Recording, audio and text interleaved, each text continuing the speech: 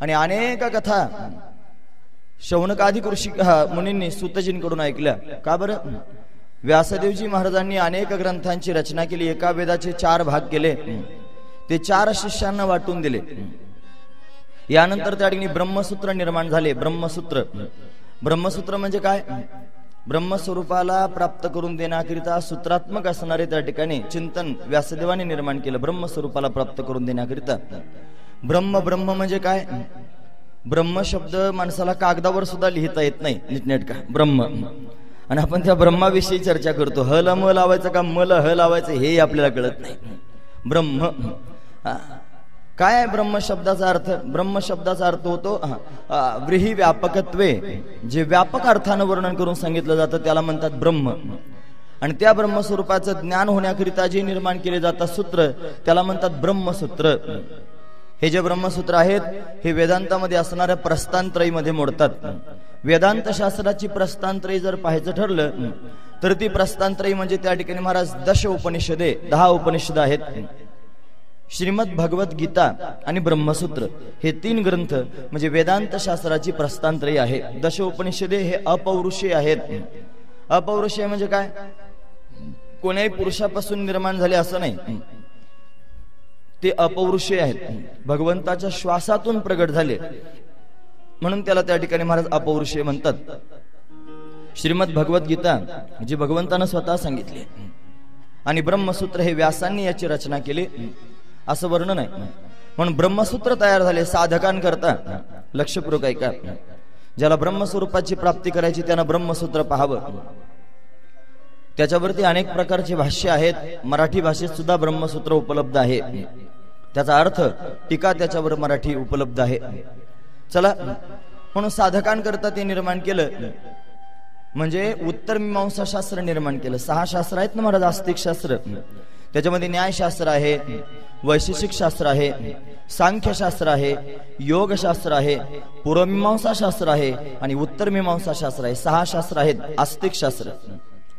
याच्यामध्ये त्या ठिकाणी न्यायशास्त्र जे आहे ते न्यायशास्त्र त्या ठिकाणी महात्मा गौतमजींनी निर्माण केलं. गौतम ऋषींनी न्यायशास्त्र निर्माण केलं. वैशेषिक शास्त्र जे आहे ते कणाद ऋषींनी निर्माण केलं. कणाद. सांख्यशास्त्र जे आहे ते कपिल भगवंतानं निर्माण केलं. कपिल अवतारच झाला सांख्यशास्त्र सांगण्याकरिता. योगशास्त्र पातंजल महामुनींनी निर्माण केलं. आपण रामदेव बाबांचा पातंजल योग पाहतो. पातंजल ऋषी. यानंतर पूर्वमीमांसा शास्त्र जैमिनी ऋषींनी निर्माण केलं. आणि उत्तर मीमांसा शास्त्र म्हणजे वेदांत शास्त्र ज्याच्यामध्ये ब्रह्मसूत्रे आहेत. आणि असं वेदांत शास्त्र निर्माण केलं व्यासदेवांनी. व्यासदेवांची मुख्य असणारे अनुयायी आद्य जगद्गुरु श्रीमद शंकराचार्यजी महाराज यांनी व्यासांनी केलेल्या सगळ्या ग्रंथांवर भाष्य लिहिलं. म्हणजे स्वतःच्या मतीनुसार त्या ठिकाणी त्या सूत्रांचा अर्थ लिहिला. भाष्यकार आहेत जगद्गुरु शंकराचार्य. म्हणून उत्तर मीमांसा शास्त्र व्यासाने निर्माण केलं जीवाच्या उद्धाराकरिता. हे सगळे ग्रंथ निर्माण केले. सूतजी महाराज शौनकादिकांना वर्णन करून सांगतायत व्यासाने हे सगळे ग्रंथ निर्माण केले. या सगळ्या ग्रंथांमध्ये त्या ठिकाणी महाराज कठीणता आहे, क्लिष्टता आहे. हे सहजासहजी कळत नाहीत. वेदांत शास्त्र जर श्रवण करायचं म्हटलं तर सहज सामान्य माणसाच्या बुद्धीत प्रवेश करीत नाही महाराज. कारण ते संस्कृतात आहे. संस्कृत भाषेमध्ये त्या ठिकाणी महाराज त्याची रचना झाली. उपनिषद संस्कृत भाषेत आहेत. श्रीमद भगवत गीता संस्कृत भाषेत आहे. ब्रह्मसूत्र संस्कृत भाषेत आहे. हे कोणालाही त्या ठिकाणी कळत नाही. मग ते कळण्याकरिता आपल्या साधू संतांनी मौली ज्ञानोबा आहे, तुकोबा आहे, नाथ महाराज आदी करून संतांनी याचं मराठीमध्ये त्या ठिकाणी प्राकृतात भाषांतर केलं. फार सरळ सरळ गोष्ट आहे महाराज. श्रीमद भगवद्गीतेवर ज्ञानोबारायांनी भाष्य लिहिलं. ज्ञानेश्वरी भाष्य त्या ठिकाणी केलं महाराज. नाथांनी भागवताच्या 11 स्कंधावर भाष्य केलं. एकनाथी भागवत निर्माण झालं. जगद्गुरु तुकोबरायांनी वेदाचा अर्थ सांगितला. तुकोपनिषद 5वा त्या ठिकाणी वेद, पंचम वेद तुकोबरायांची गाथा आपण सर्वजण पाहतो. म्हणजे ते सुलभ करण्याकरिता साधू संतांनी प्रयत्न केले. व्यासदेवांनी एवढ्या ग्रंथांची त्या ठिकाणी रचना केली. पण ते सगळेचे सगळे ग्रंथ कठीण आहेत आणि सर्वांचा त्याच्यामध्ये अधिकार नाही. सूतजी महाराज शौनकादिकांना वर्णन करून सांगतात. मग सामान्य माणसांना उद्धाराचं त्या ठिकाणी साधन काय? सामान्य माणसांनी उद्धारून जायचंच नाही का? त्यांनी उद्धाराकरिता काय केलं पाहिजे? वेदामध्ये ज्यांचा अधिकार नाही ज्यांना शास्त्र श्रवणाचा अधिकार नाही, स्त्रियांना शास्त्र श्रवणाचा अधिकार नाही, ठराविक एका वर्गाला समाजामध्ये शास्त्र श्रवणाचा अधिकार नाही, मग ज्यांना शास्त्र श्रवणाचा अधिकार नाही त्यांनी मुक्तच व्हायचं नाही का असा? कारण मनुष्य जन्म तर मिळाला मुक्त होण्याकरिता, मग मुक्त होण्याचा अधिकार जर सर्वांना आहे, ज्ञान मिळवण्याचा अधिकार जर सर्वांना आहे, तर ज्यांना वेद कळत नाही त्याने मुक्त व्हावं कसं, असा प्रश्न ज्या वेळेला व्यासांच्या समोर उभा राहिला त्यावेळेला व्यासांनी त्या ठिकाणी महाराज पुराणांची रचना केली. पुराणांची रचना केली. वेदामध्ये सुद्धा त्या ठिकाणी 3 भाग आहेत. ब्राह्मणके आहेत, आरण्यके आहेत आणि उपनिषदे आहेत. जे त्या ठिकाणी ज्ञानपर आहेत ते उपनिषद आहेत, जे कर्मपर आहेत ते ब्राह्मणके आहेत, जे उपासनापर आहेत असे त्या ठिकाणी अनेक ग्रंथ निर्माण केले महाराज व्यासांनी. या सगळ्या ग्रंथांना त्या ठिकाणी महाराज पाहत असताना व्यासांना अशी चिंता वाटली की हे सर्वांना कळत नाही. उपनिषद कळण्यासारखी नाहीत, आरण्यके कळण्यासारखी नाहीत, ज्याच्यामध्ये उपासना वर्णन करून सांगितली. मग काय केलं पाहिजे?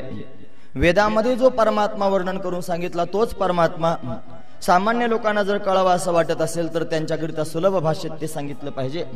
म्हणून सामान्य माणसांना कळण्याकरिता व्यासांनी पुराणांची रचना केली. 18 पुराणांची रचना व्यासदेवाने केली महाराज. 18 पुराणांची रचना केली. श्रीमद भागवत आपण ज्या वेळेला पाहतो त्यावेळेला व्यासांचा उद्वेग आपण पाहतो. व्यासदेवजी असमाधानी आहेत, हनवटीला हात लावून बसलेले आहेत, त्यांना चिंता आहे. आणि अशी चिंतातूर असणारे व्यासदेवजी, त्यांना त्या ठिकाणी महाराज नारदजी महाराजांची भेट होते. नारदांनी त्यांना स्वतःचं आत्मचरित्र त्या ठिकाणी स्वतःचं त्या ठिकाणी पूर्वचरित्र वर्णन करून सांगितलं. आणि मग त्या ठिकाणी व्यासांनी श्रीमद भागवताची रचना केली असं आपण वर्णन पाहतो. म्हणजे व्यासदेवांनी त्या ठिकाणी अनेक ग्रंथांची पुराणांची रचना केली. हे सगळेची सगळे पुराण रचना करूनही व्यासांना त्या ठिकाणी समाधान मिळालं नाही, म्हणून व्यासांनी महाभारताची रचना केली. हे सगळे पुराण त्या ठिकाणी लिहिणं काही सामान्य गोष्ट आहे का महाराज? याच्यामध्ये अप्रतिम त्या ठिकाणी तत्वज्ञान, वेदातलं तत्वज्ञान वर्णन करून सांगितलं. 18 पुराणांमध्ये 4,01,200 श्लोक आहेत. 18 पुराणांमध्ये एवढे श्लोक त्या ठिकाणी त्याची रचना करणं आणि ते जगाच्या समोर मांडणं मोठी कठीण गोष्ट आहे. तरी व्यासांनी ते त्या ठिकाणी केलं. मग कसं काय झालं असेल व्यासांच्या हातून ते? त्याचं कारण त्या ठिकाणी सांगतात महाराज. व्यासांनी गणपती बाप्पांचं स्तवन केलं. गणपती बाप्पांना बोलावलं. हे वक्रतुंड महाकाय सूर्यकोटी समप्रभ निर्विघ्नं कुरु मे देव सर्व कार्येषु सर्वदा. गणपती बाप्पांचं स्तवन केलं. बाप्पा प्रत्यक्ष प्रगट झाले. आताच आपण गणपतीच्या काळामध्ये असणारी जी कथा त्यात गणपती बाप्पांचं वर्णन ऐकलं. गणपती बाप्पा लिखाण करण्याकरिता सज्ज झाले, लिहू लागले. व्यासांनी सांगितलं, गणपती बाप्पाने लिहिलं. लिहायचं काम त्या ठिकाणी सुरू झालं आणि 18 पुराणांची रचना झाली. एवढे ग्रंथ निर्माण झाले. शौनकादिक ऋषी त्या ठिकाणी महाराज आश्चर्यानं विचारू लागले सूतजी महाराजांना, महाराज 18 पुराणांची रचना झाली, एवढे त्या ठिकाणी पुराण निर्माण झाली, त्या सगळ्या पुराणांचं आम्हाला श्रवण करायचं आहे. क्रमाक्रमानं महाराज त्या ठिकाणी महाराज सगळ्या पुराणांचं वर्णन व्यासदेवाने जेवढी पुराण रचना केली तेवढ्या सगळ्या पुराणांचं वर्णन सूतजी महाराजांनी शौनकादिक ऋषींना वर्णन करून सांगितलं. 18 पुराण सांगितले. त्याच्यामधल्या सगळ्या श्लोकांचे त्या ठिकाणी वर्णन करून सांगितलं. लक्षपूर्वक आहे का? 18 महापुराणांची नावं या देवी भागवतामध्ये त्या ठिकाणी आलेली आहेत. 18 पुराण आहेत. त्याच्यापैकी पहिलं पुराण आहे महाराज मत्स्य पुराण. मत्स्य पुराण. या मत्स्य पुराणामध्ये त्या ठिकाणी 14,000 श्लोक आहेत. 14,000 श्लोक आहेत मत्स्य पुराण. दुसरं पुराण आहे मार्कंडेय पुराण. या मार्कंडेय पुराणामध्ये 9,000 श्लोक आहेत. हे सगळे पुराण त्या ठिकाणी सूतजींनी शौनकादिकांना सांगितले. 9,000 श्लोक आहेत. तिसरं पुराण आहे भविष्य पुराण. या भविष्य पुराणामध्ये 14,500 श्लोक आहेत. हे भविष्य पुराणही त्या ठिकाणी वर्णन करून सांगितलं. चौथं पुराण आहे भागवत पुराण. भागवत. या भागवताचंही वर्णन 18,000 श्लोक भागवतामध्ये आहेत. पाचवं पुराण आहे ब्रह्मपुराण. या ब्रह्मपुराणामध्ये 10,000 श्लोक व्यासांनी त्या ठिकाणी त्याची रचना केली. सहावं त्या ठिकाणी पुराण आहे ब्रह्मांड पुराण. या ब्रह्मांड पुराणामध्ये त्या ठिकाणी महाराज 12,100 श्लोक आहेत. ब्रह्मांड पुराणाची रचना व्यासांनी केली. यानंतर ब्रह्मवैवर्त नावाचं असणारं एक पुराण आहे. या पुराणामध्ये 18,000 श्लोक आहेत. याची रचना व्यासदेवानी केली, ती सूतजींना शिकवली. हे सगळे ग्रंथ त्या ठिकाणी सूतजींना आणि शुकाचार्यांना शिकवले महाराज. पुढे आपण पाहणार आहोत. त्यांना ते शिकवले. यानंतर त्या ठिकाणी महाराज वामन पुराण आहे. या वामन पुराणामध्ये 10,000 श्लोक आहेत. हे 8वं पुराण आहे. 9वं पुराण आहे वायुपुराण. या वायुपुराणामध्ये 24,600 श्लोक आहेत. वायुपुराण. त्यानंतर 10वं पुराण आहे विष्णू पुराण. याच्यामध्ये 23,000 श्लोक आहेत. यानंतर 11वं पुराण आहे वाराह पुराण. वाराह पुराण. वाराह भगवान आहे, त्याचं वर्णन त्याच्यामध्ये त्या ठिकाणी केलेलं आहे. त्याच्यामध्ये 24,000 श्लोक आहेत. यानंतर 12वं पुराण आहे महाराज अग्निपुराण. याच्यामध्ये 16,000 श्लोक आहेत. 13वं पुराण आहे नारद पुराण. याच्यामध्ये 25,000 श्लोक आहेत. 14वं पुराण आहे पद्म पुराण. या पद्म पुराणामध्ये त्या ठिकाणी महाराज 55,000 श्लोक आहेत. 55,000 श्लोक आहेत. 55,000 ओळी सुद्धा आपल्याला लिहिता येणार नाहीत. एवढ्या श्लोकांची रचना व्यासाने केली. हे ऐकायलाच मोठं कठीण वाटतं. व्यास चिरंजीव आहेत, हे लक्षपूर्वक ऐका. जे सप्त चिरंजीव आहेत ना, त्याच्यामध्ये त्या ठिकाणी अश्वत्थामा बलिर व्यासो हनुमानश्च विभीषणः कृप परशुरामस्य सप्तेती चिरंजीविनः. याच्या व्यासदेवजी चिरंजीव आहेत म्हणून त्यांचं आयुर्मान सुद्धा जास्त आहे. ते ही सगळी रचना करू शकतात. चला, म्हणून 55,000 श्लोक आहेत पद्म पुराणामध्ये. 14वं पुराण. 15वं पुराण आहे लिंग पुराण. याच्यामध्ये त्या ठिकाणी 11,000 श्लोक आहेत. 16वं पुराण आहे गरुड पुराण. याच्यामध्ये 19,000 श्लोक आहेत. 17वं त्या ठिकाणी पुराण आहे कुर्म पुराण. याच्यामध्ये 17,000 श्लोक आहेत. आणि 18वं पुराण आहे स्कंध पुराण. याच्यामध्ये 81,000 श्लोक आहेत. एवढे त्या ठिकाणी महाराज श्लोकांची रचना, एवढ्या पुराणांची रचना, एवढ्या ग्रंथांची रचना व्यासदेवांनी केली. सगळे मिळून 4,01,200 श्लोक होतात. एवढे ग्रंथ निर्माण केले. ते सूतजींना शिकविले. आणि सूतजींना ते शिकून त्या ठिकाणी महाराज सूतजींनी सगळ्या ऋषीमुनींच्या समोर, शौनकादिक ऋषींच्या समोर नैमिषारण्यामध्ये हे सगळे ग्रंथ सांगितले. यानंतर त्या ठिकाणी काही उपपुराण आहेत. हे झाले मुख्य पुराण. यानंतर उपपुराण आहेत. तुम्ही म्हणाल आता हे काय आमच्या लक्षात राहणार आहे का? 18 पुराणांचे नावत्व सांगितले, त्याच्यामध्ये त्या ठिकाणी श्लोकांची संख्या सांगितली. हे काय लक्षात राहणार आहे का? कशाला उगाच त्या ठिकाणी सांगण्याचा प्रयत्न करत? अरे बाबा, हे पुराण नाही ऐकले, याचं नाही श्रवण घडलं, त्याची नावं जरी कानावरून गेली तरी सुद्धा पुण्यप्रद आहेत. म्हणजे त्यांना ऐकून तरी ठेवावे. जे कधीच त्या ठिकाणी ऐकलं नाही ते ऐकायला मिळते, वाचायला मिळते या देवी भागवताच्या माध्यमातून. देवी भागवतात एवढं त्या ठिकाणी वर्णन आहे महाराज, ओतप्रोत भरलेलं आहे. हे सगळंची सगळं त्या ठिकाणी कधी न ऐकायला मिळणार आहे. पण 18 पुराणांची नावं तरी निदान ऐकायला मिळतील की नाही? पण मत्स्य पुराण, मार्कंडेय पुराण, भविष्य पुराण, भागवत पुराण, ब्रह्मपुराण, ब्रह्मांड पुराण, ब्रह्मवैवर्त पुराण, वामन पुराण, वायू पुराण, विष्णू पुराण, वाराह पुराण, अग्निपुराण, नारद पुराण, पद्म पुराण, लिंग पुराण, गरुड पुराण, कुर्म पुराण आणि स्कंध पुराण असे त्या ठिकाणी 18 पुराण आहेत. मुख्य पुराण. उपपुराणांचं वर्णन करून सांगितलं महाराज. उपपुराण सुद्धा सांगितले. त्याच्यातल्या श्लोकांची संख्या देवी भागवतात आली नाही म्हणून फक्त त्या पुराणांची नावं सांगतो. उपपुराण सुद्धा आहेत 18. त्याच्यामध्ये पहिलं पुराण आहे सनतकुमार पुराण. सनतकुमारांचं वर्णन ज्याच्यात आहे ते सनतकुमार पुराण. दुसरं पुराण आहे नरसिंह पुराण. तिसरं पुराण आहे नारद पुराण. चौथं पुराण आहे शिवपुराण. 5वं पुराण आहे दुर्वासा पुराण. 6वं पुराण आहे कपिल पुराण. 7वं पुराण आहे मनु पुराण. 8वं पुराण आहे उषण पुराण. 9वं पुराण आहे वरुण पुराण. 10वं पुराण आहे कालिका पुराण. 11वं पुराण आहे सांब पुराण. 12वं पुराण आहे नंदी पुराण. 13वं पुराण आहे सौर पुराण. सौर म्हणजे सूर्याचं वर्णन करणारं त्या ठिकाणी पुराण सौर पुराण. 14वं उपपुराण आहे पाराशर पुराण. 15वं उपपुराण आहे आदित्य पुराण. 16वं उपपुराण आहे माहेश्वर पुराण. 17वं उपपुराण आहे भागवत पुराण. हे भागवत पुराण वेगळं आहे. 18वं उपपुराण आहे वशिष्ठ पुराण. असे त्या ठिकाणी 18 उपपुराण वर्णन करून सांगितले. आणि या सगळ्या ग्रंथांचं त्या ठिकाणी वर्णन सूतजी महाराजांनी शौनकादिकांना करून सांगितलं. यानंतर व्यासांनी त्या ठिकाणी महाराज एक अप्रतिम असणारा ग्रंथ निर्माण केला. वेदातलं संपूर्ण तत्वज्ञान त्या ग्रंथात भरलं. आपण पहिल्या दिवसापासून ऐकत आहात. महाभारताची रचना व्यासांनी केली. याच्यामध्ये इतिहास सांगितला. हे नाव आपण ऐकले पुराणांचे. आणि महाभारत हे पुराण नाही, महाभारत हा इतिहास आहे. इतिहास वर्णन करून सांगितला. याच्यामध्ये त्या ठिकाणी 1.25 लाख श्लोक व्यासदेवानी त्याची निर्मिती केली. 1.25 लाख श्लोकांची आपण काल ऐकलं. त्याच्यातले 25,000 श्लोक बाजूला केले. ते हरिवंश पुराण म्हणून स्वतंत्र पुराण निर्माण झालं, ज्याच्यामध्ये भगवंताचं चरित्र आहे. साधू संतांनी सुद्धा हरिवंश पुराणाचं वर्णन हरिपाठात आदी करून त्या ठिकाणी आपण पाहतो. म्हणून हरिवंश पुराण भगवंताचं चरित्र ज्यात सांगितलं ते हरिवंश पुराण. महाभारतामध्ये असणारे त्या ठिकाणी 1 लाख श्लोक, या श्लोकांमध्ये त्या ठिकाणी भरभरून वेदांत सांगितला. आणि हा वेदांत त्या ठिकाणी महाराज सामान्य लोकांपर्यंत पोहोचविला सूतजी महाराजांनी. कारण सूतांना हे इतिहास पुराण त्या ठिकाणी वर्णन करून सांगितले. इतिहास आणि पुराण हे दोनही ग्रंथ त्या ठिकाणी सूतजी महाराजांना व्यासांनी शिकवले.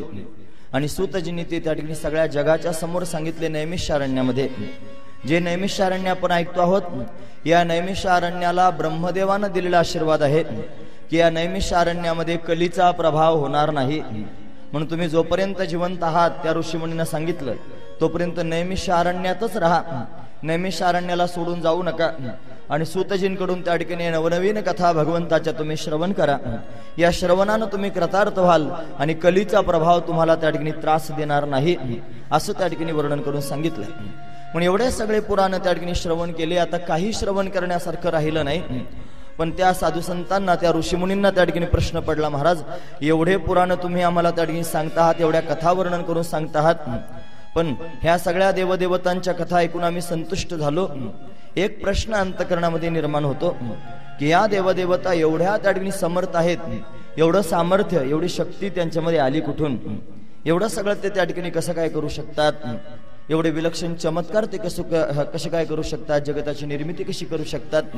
हे कृपा करून आम्हाला सांगा. त्यावेळेला सूतजी महाराज त्या ठिकाणी सांगतात, व्यासांनी त्या ठिकाणी सगळी पुराणं आम्हाला शिकवले, पण व्यासांनी स्वतः एक पुराण त्या ठिकाणी जगाच्या समोर सांगितलं. व्यासांनी एकही पुराण सांगितलं नाही स्वतः. हे 18 पुराणांमधलं, उपपुराणांमधलं एकही पुराण व्यासांनी स्वतःच्या मुखानं समाजाच्या समोर असं सांगितलं नाही. शिकवणं वेगळं आणि सांगणं वेगळं. म्हणून त्या ठिकाणी सांगितलं नाही. एकच पुराण स्वतः सांगितलं, त्याचं नाव आहे श्रीमद देवी भागवत महापुराण. व्यासांनी हे स्वतः सांगितलं. पुढे आपण ती कथा पाहणार आहोत. जन्मेजयाला ते वर्णन करून सांगितलं. जन्मेजय हा परीक्षितीचा असणारा त्या ठिकाणी पुत्र, परीक्षितीच्या मृत्यूनं त्या ठिकाणी व्याकुळ झालेला हा जन्मेजय सर्पसत्र करत होता. त्याची सांत्वना करण्याकरिता व्यासांनी त्याला श्रीमद देवी भागवत कथा वर्णन करून सांगितले. ते गुप्त असणारं पुराण आहे. ज्या वेळेला व्यासदेवानी जन्मेजयाला ते सांगितलं, त्यावेळेला मी सुद्धा तिथे उपस्थित होतो. आणि त्याच्या आधी शुकाचार्यांना हे त्या ठिकाणी पुराण शिकवलं, तेव्हा मी सुद्धा तिथे उपस्थित होतो. म्हणून मला व्यासांकडून हे शिकायलाही मिळालं आणि व्यासांकडून हे ऐकायलाही मिळालं. कथारूपानं ऐकणं वेगळं आणि श्लोकासहित त्या ठिकाणी अर्थ शिकणं वेगळं. म्हणून शिकायलाही मिळालं आणि ऐकायलाही मिळालं असं असणारं जे पुराण आहे ते श्रीमद देवी भागवत महापुराण आहे. आणि ते देवी भागवत पुराण मी आता तुम्हा सर्वांच्या समोर सांगतो. हे सगळेची सगळे देव ज्यानं संपन्न आहेत त्याचं नाव आहे शक्ती. हे सगळे शक्ती संपन्न आहेत. म्हणून शक्तीशिवाय कोणतंही काम होत नाही. म्हणून सर्वजण शक्तीची आराधना करणारे आहेत. आम्ही शक्तीपुराण या ठिकाणी त्या ठिकाणी वर्णन करून सांगतो, देवी पुराण या ठिकाणी सांगतो. लक्षपूर्वक ऐका. या श्रीमद देवी भागवत पुराणामध्ये आणि 12 स्कंद आहेत. याच्यामध्ये 318 अध्याय आहेत. याच्यामध्ये त्या ठिकाणी महाराज 18,000 श्लोक आहेत. व्यासदेवांना 18 हा आकडा फार प्रिय आहे महाराज. बघा ना, 18,000 श्लोक आहेत आणि 318. भागवतात तरी श्रीमद भागवतामध्ये 335 अध्याय आहेत. याच्यामध्ये 318 अध्याय आहेत. 18 आकडा त्यांना फार प्रिय आहे. म्हणून या सगळ्याची सगळ्या 12 स्कंधांचं वर्णन मी तुम्हाला करून सांगतो. असं सांगू लागले, हे जे पुराण त्या ठिकाणी होतात ना महाराज, या ग्रंथांची रचना होते ना, या ग्रंथांची रचना द्वापार युगामध्ये श्री व्यासदेवजी स्वतः करत असतात. प्रत्येक मन्वंतरामध्ये. आणि व्यासदेवजी त्या ठिकाणी महाराज प्रगट होतात द्वापार युगामध्ये. भगवान विष्णू स्वतः अवतार धारण करतात व्यासांचा आणि ते स्वतः येऊन त्या ठिकाणी आतापर्यंत द्वापार युगापर्यंत झालेल्या भगवंताच्या लीला या पुराण रूपानं त्याची रचना त्या ठिकाणी ते करतात आणि ती रचना करून जगाच्या समोर ही पुराणं मांडतात. असा त्यातला भाव आहे. आतापर्यंत त्या ठिकाणी महाराज 28 युग झालेली आहेत. 28 आणि प्रत्येक 28 द्वापार युग झाले. या प्रत्येक द्वापार युगामध्ये एक एक व्यास झाले. त्या 28 व्यासांची नावं याच्यामध्ये दिलेली आहेत. 28 व्यास आहेत. आपल्याला एकच व्यास माहित आहे, कृष्णद्वैपायन व्यास. हा, पण बाकीचे व्यास आपल्याला माहित नाहीत. म्हणून व्यास सुद्धा झाले 28. म्हणून त्या ठिकाणी महाराज द्वापार युग सुद्धा झाले 28, म्हणजे कलियुग सुद्धा झाले 28. हे 28वा कलियुग चालू आहे. नामदेव महाराजांनी पांडुरंगाची आरती लिहिली महाराज. ती आरती आपण सर्वजण म्हणत असतो. युगे 18